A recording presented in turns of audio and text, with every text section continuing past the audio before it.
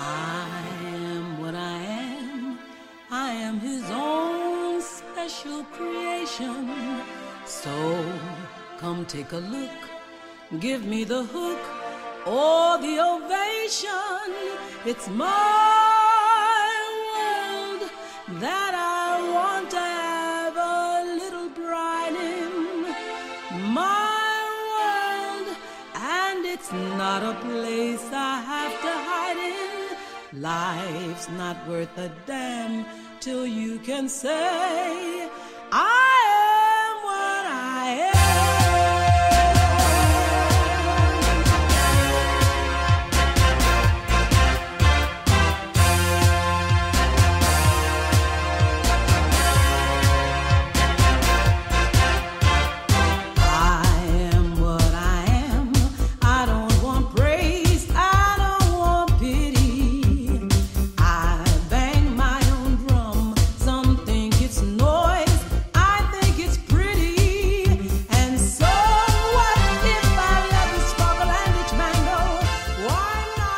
What's going on? What's going on, family? This is your girl, Liberated Lola Barber, coming to you on Finding Our Way Radio. I know it's been a minute, right?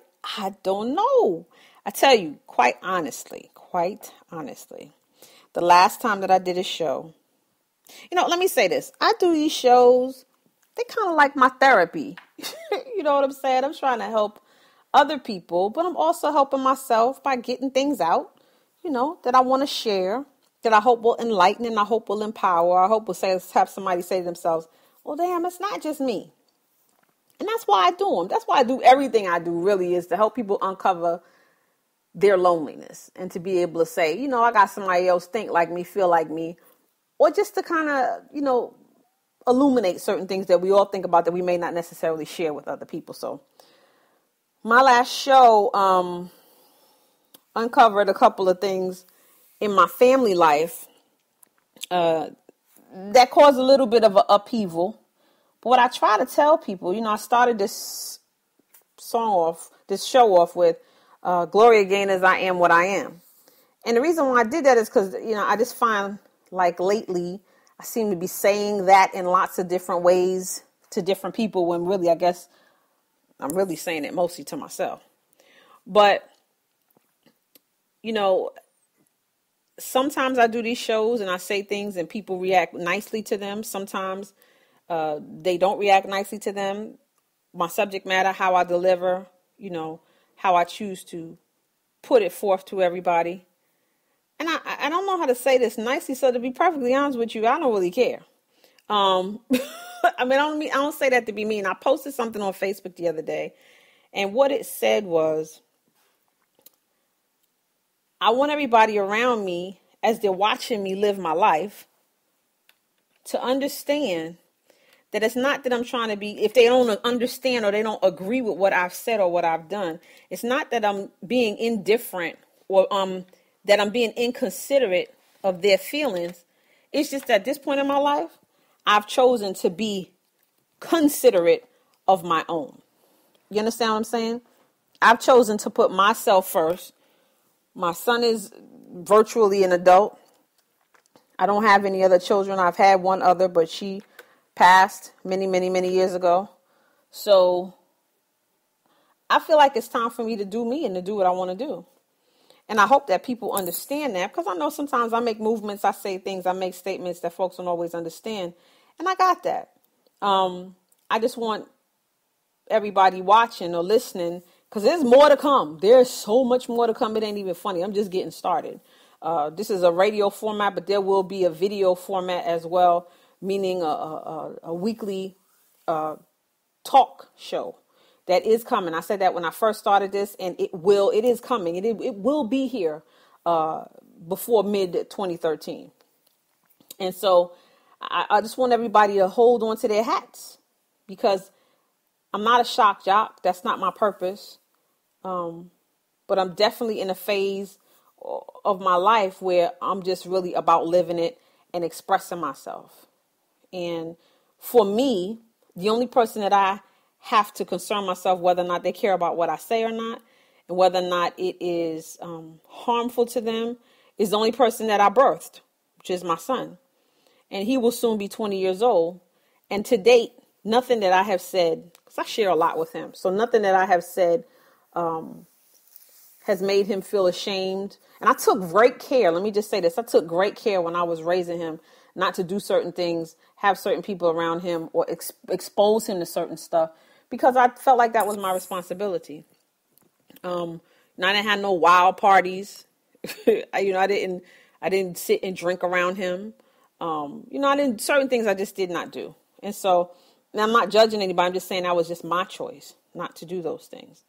But now he's an adult, and he knows who I am. So I don't have to behave or carry on in a way that's going to misrepresent, because he knows who his crazy mother is. He's real clear about that. Okay. And so I since the last time, I guess I kind of didn't do a show because had been kind of quiet, kind of contemplating where I wanted to go with it, what my real purpose was, and kind of meditating on all of that. What it birthed was me coming back, honestly, today and saying, I don't feel bad about nothing I say on this show. I don't take back anything that I said or anything that anybody else has said, because they say what they want to say. And now, the only person I've had on the show is my husband, ex-husband. I call him that because we ain't officially divorced. Because even in spite of everything we've been through, he is my friend. And one of the things that keeps us friends always is that we let each other be who we are. I have a firm belief that there are no mistakes. I think everything that we walk into because it's that time. It's a tool we're supposed to pick up. There's a lesson that we're supposed to learn. And I think that if you resist being angry, resentful, hurt, and all of that stuff that really just all stems from fear, you'll learn something. You'll receive something. You'll get something. You'll be the better for it. And then maybe in turn, you'll be able to turn around and help somebody else, So that's the way that I feel about it. Gloria Gaynor says in the song, I Am What I Am, she said, your life's a sham till you can stand up, till you can shout out, I am what I am. You know how powerful a statement that is? Till you can really be you, till you can stand on your truth, your personality, your being, your essence, like it's a step-by-step piling foundation of concrete blocks. Till you can stand on that son of a gun like that. You living behind something. You living in a cloud. You fooling yourself. Till you can be okay and just be all right and love yourself and not be ashamed of whoever it is that you've turned out to be.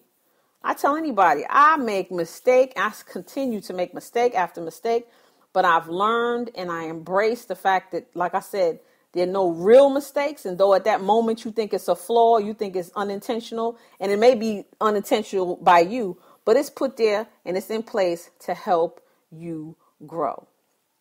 So I guess tonight, this is a sharing of sorts. If you're somebody who's been out there, Thanksgiving can bring on a lot because families get together and they either they like each other, they don't like each other, and it brings up a lot of old stuff. Some people get sad during the holiday times, all different kind of stuff. So if you find yourself sitting in a place tonight over the past week or coming up on Christmas where you're not real sure about you because of something that a family member may have said to you, or even a comparison that you decided to make with yourself and somebody else in your family that you saw over the holidays. Maybe you don't have as much, or you don't have a person in your life or whatever like they may have.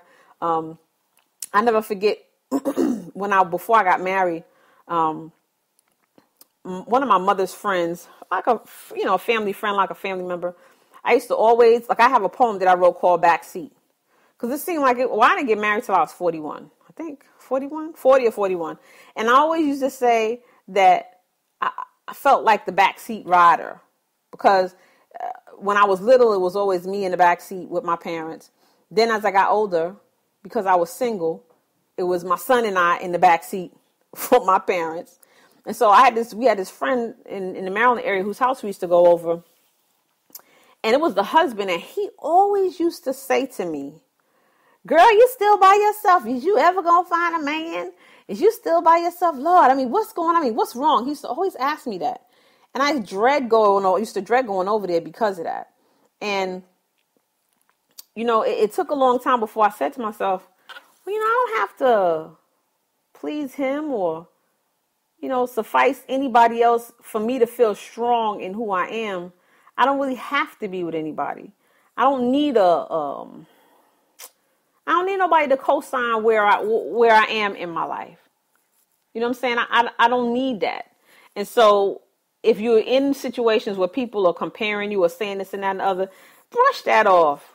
Your road is your road. Your walk is your walk. Don't let nobody get you caught up. You are the absolute best thing on the planet because God made you just like you are. He put every situation, every person, every obstacle, every triumph in your way, in your path, in your life to create, to carve out the masterpiece that is you today. All of that was done, laid in place, brick by brick, step by step, just for you to be manifested in the way that you are right now. There are no errors in that. I don't care if people say you the worst son of a bitch on the planet. Right this minute, you're supposed to be the worst son of a bitch on the planet. And when you're supposed to change, you will change. If you feel inside yourself that you can be better, you make you better. One of the things that human beings have such a hard time with, because we guilt each other to death, is that nobody don't really owe nobody nothing. Now, I know that sounds cold and callous, but that's the bottom line. When you start looking at everything that people do for you, to you, that's pleasurable, that's beneficial to you, as quite simply a gift, and you have great appreciation for it, you'll find that people do more things that are beneficial to you, good to you, and beneficial, and helpful for you. But nobody owes you anything. Yeah, I know as mothers, we want to act like our children owe us. And as wives, we want to act like our husbands owe us.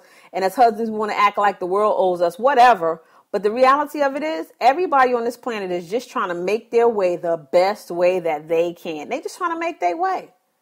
They're just trying to make. So if you experiencing, like I said, during the holidays, somebody who hasn't called you or somebody who hasn't, get over it. Because guess what? 9 times out of 10, they're not calling you because they're going through something, because quite possibly they don't want you to watch what they're going through.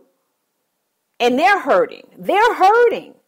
So don't make a choice not to be mad at them. Make a choice to understand that whatever they're going through right that minute is something that they need to experience. And maybe their absence is something that you need to experience.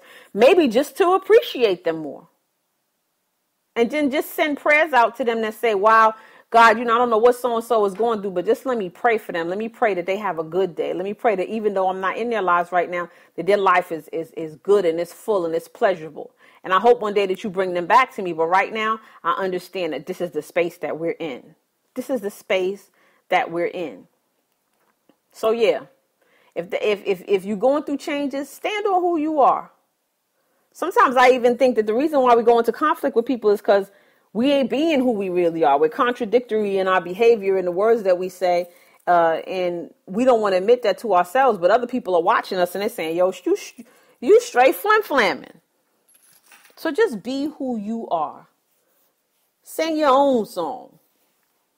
Get excited about what you bring to this life. And don't let anybody else stomp on your dreams. I tried to clean that up as best as I possibly could. Don't let anybody stomp on your dreams. Don't let anybody try to take away your goodie from you. Because if you let them, then you let them. You understand what I'm saying? And you can't point no fingers at them then because you let them.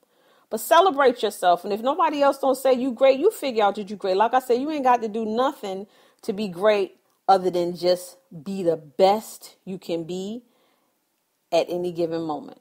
And I had a mentor in the business I used to be in, and he would always say to me, if I was trying to work on something and I was trying to figure out how to make it happen, how to sponsor more people, how to make more money, how to get to that next level, he would always say, all you can do is all you can do. And when you know that you've done all that you can do, that's all that you can do. Now that might sound like a bunch of hibble bibble, but it's not. It's real talk. And if you break that down and really understand just what that means, all you can do is all you can do. And if when you sit down and you look at yourself in the mirror, you say, that was it. That's all I can do. Then that's all that you can do. Period. So find yourself a Gloria Gaynor kind of song and pump it up and play it. And let people know that, quite honestly, this is me. And if you don't like it, you can keep it moving or you can get used to it. But those are only two choices that you got. So again, thank you so much for listening. I hope I shared something that helps you. This is your girl, Liberated Lola Barber, coming to you on Finding Our Way Radio. Tune in. Sorry I was absent for a minute, but I promise you I'm not going to do it again. Keep listening. Pass it on. Leave messages. Leave comments. And share it with your friends. We're going to go out again with I Am What I Am with Gloria Gaynor. Peace out. Love your family.